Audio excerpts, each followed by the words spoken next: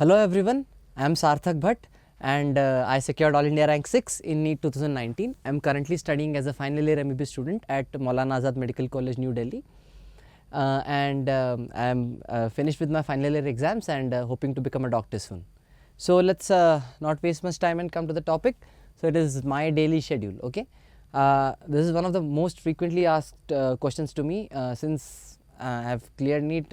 I've been asked about this multiple times and I'm trying to summarize what I used to do in a day.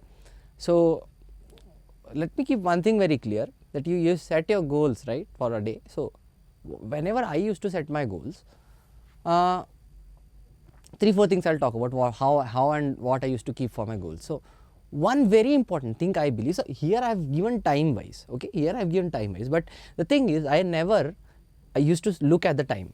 तो कभी भी पढ़ते वक्त आप time मत देखें, आप ये देखें कि आपको आज कवर क्या करना था और वो कवर हुआ कि नहीं हुआ.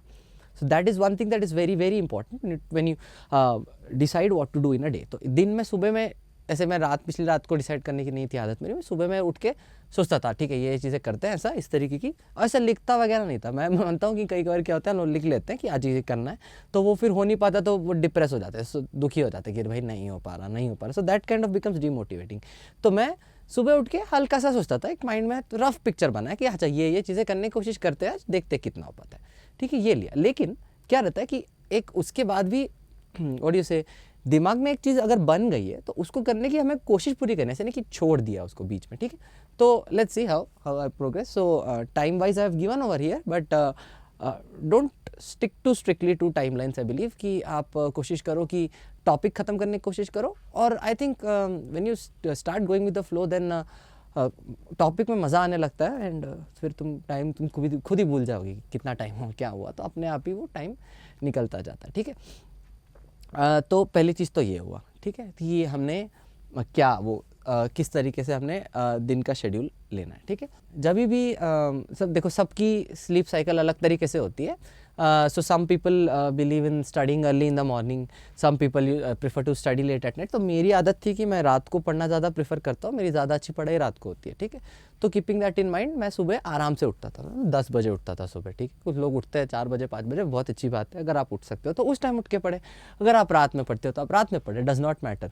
ठीक है, बट एक शेड्यूल बनाओ और उसको स्टिक करो. ये this is what is important, कि ऐसा नहीं कि आज रात को सो लिए फिर कल सुबह सो लिए, ऐसे बनाओगे ना तो कभी भी क्या होगा, एक अच्छा साइकिल, एक अच्छा रिदम आपके पढ़ाई का नहीं हो पाएगा. तो एक साइकिल बनाओ, उसको स्टिक करो. सो मेरा यही होता था कि मैं रात को लेट तक जगता था और सुबह लेट उठता था, तो मैं 10 बजे उठता था.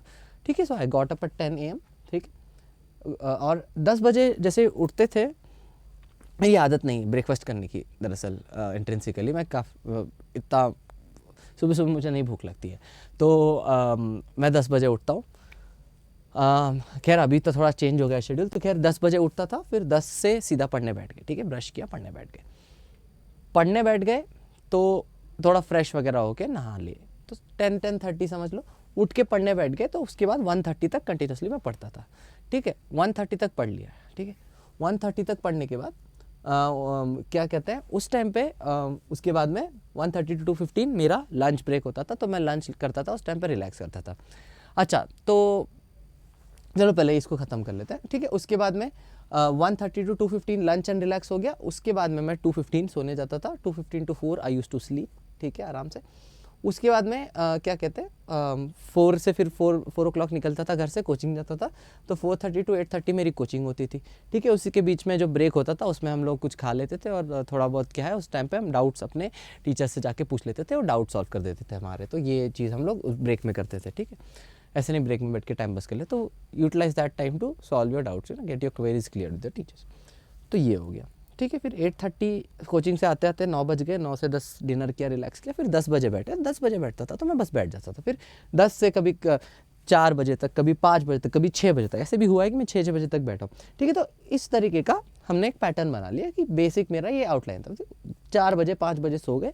ठीक है, सो गए, फिर सुबह फिर उठ गए अगले दिन 10 बजे. ठीक, तो इस तरीके का पैटर्न है हमारा बेसिक. तो अब इन दिनों में पढ़ना क्या, तो मेरा I will tell you basic focus मेरा क्या था.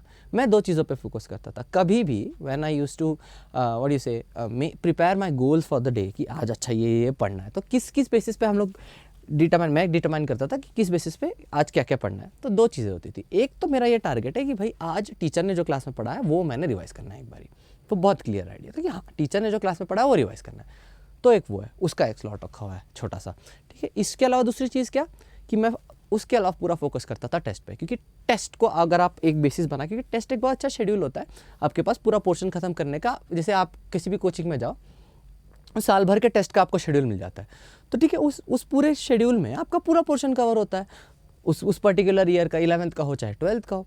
तो अगर ऐसा आप उस शेड्यूल को फॉलो करके उस हिसाब से अपनी पढ़ाई को ओरिएंट करेंगे, तो ऑटोमेटिकली अगर उस हिसाब से उस टेस्ट के हिसाब से अपना टॉपिक आप कवर करते चलेंगे, तो आपका पूरा जो है सारा सिलेबस काम से टाइम से सारा कुछ ख़त्म हो जाएगा। तो देयरफॉर मैं ये करता था कि क्या पढ़ता था मैं कि उस वीक, जैसे हर वीक या हर एवरी 2 वीक्स, तो वीकली टेस्ट या फोर्टनाइटली टेस्ट, इस तरीके के टेस्ट होते थे हमारे सेंटर पे कोचिंग में। तो उस टेस्ट के हिसाब से मैं अपना शेड्यूल बनाता था। मेन मेरा फोकस रहता था कि मैं टेस्ट को अच्छे से करूँ। तो जैसे इस हफ्ते के एंड में मेरा टेस्ट है फॉर एग्जाम्पल, तो इस हफ्ते में मैंने पूरे टेस्ट के टॉपिक को 3 बार ख़त्म करना है। समझिए, पहले 4 से 5 दिन में मैंने पहली बार पूरा चीज़ें सारी पढ़ी अच्छे से, ठीक है। फिर अब पढ़ लिया रिसेंट में, तो थोड़े फ्रीक्वेंसी बढ़ गई अब रिवीजन की, तो 4 दिन में फॉर एग्जांपल सपोज कर लो मैंने पढ़ लिया, फिर 2 दिन और पढ़ूंगा, ठीक है। 2 दिन, फिर अगले 2 दिन में सेम चीज़ जो 4 दिन में पढ़ी थी वो अब 2 दिन में पढ़ के ख़त्म करूँगा। फिर ये 4 दिन और 2 दिन में जो पढ़ी थी सेम चीज़ में एग्ज़ाम के दिन सुबह जल्दी उठ के, तो एग्ज़ाम के दिन का मैंने जैसे यहाँ पे टेस्ट डे का शेड्यूल अपना अलग लिख रखा है, तो मैं एक अलग शेड्यूल फॉलो करता था फॉर द टेस्ट डे। जैसे आप यहाँ पे देख सकते हो कि ये मेरा यूजुअल डे का शेड्यूल है और ये टेस्ट डे का शेड्यूल है, ठीक है। तो इस तरीके से अपने वीक को डिवाइड करेंगे। तो किसी भी, इधर मैं थोड़ा सा लिख देता हूँ आपके लिए, तो वीक अगर है 7 डेज़ का वीक, ठीक है, 7 डेज़ का अगर वीक है, तो मैंने जैसे कहा कि मैं टेस्ट ओरिएंटेड प्रिपरेशन करता था हमेशा। मैं जो भी अपना शेड्यूल बनाता था दिन का, वो मेरा टेस्ट ओरिएंटेड शेड्यूल होता था। सो 7 डेज़ में हमने फर्स्ट 4 डेज़ में पहली बार पूरा पोर्शन पढ़ के ख़त्म किया। फिर सेम पोर्शन को, क्योंकि अब पढ़ चुके हैं रिसेंट में तो जल्दी होगा, तो अब अगले 2 दिन में फिर ख़त्म किया, ठीक है।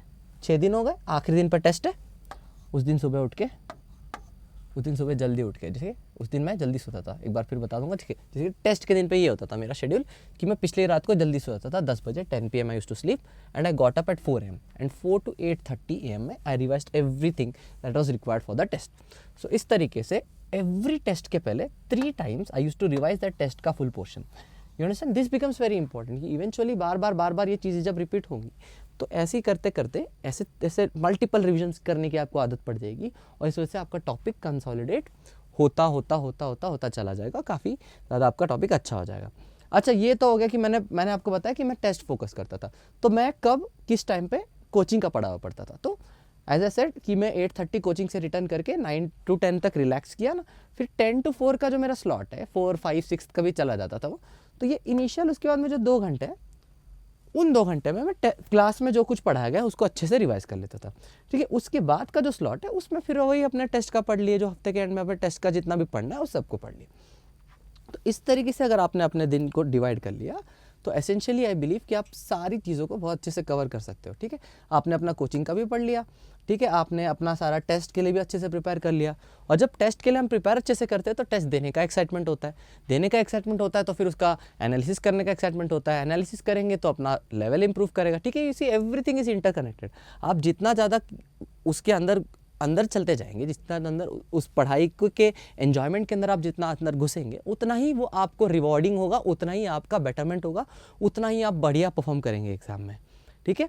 I hope this helps you guys, and this is what I essentially did throughout my preparation, guys. So I hope this helps you. All the very best for your upcoming exams, and thank you so much.